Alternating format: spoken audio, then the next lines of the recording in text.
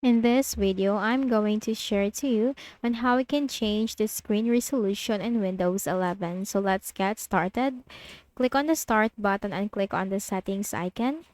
Now here in the list of options on the left pane, we have to simply click on System. Now here we can find Display, Monitors, Brightness, Night Light, Display Profile, click on that.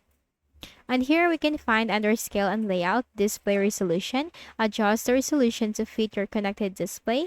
Now click on this drop down, and in order to change the screen resolution, you just need to simply choose among the list as to what do you want or for your preference. Now you just have to click on that. And you have here to keep this display settings. If you want to keep the changes, simply click on Keep Changes. And if you want to change it, simply click on Revert. So that's it. You just need to simply choose your requirement from here. And then if you want to keep it, you just need to click on Keep Changes. And if you want to revert it, just simply click on Revert. And you also have here the scale, so you can also do the same.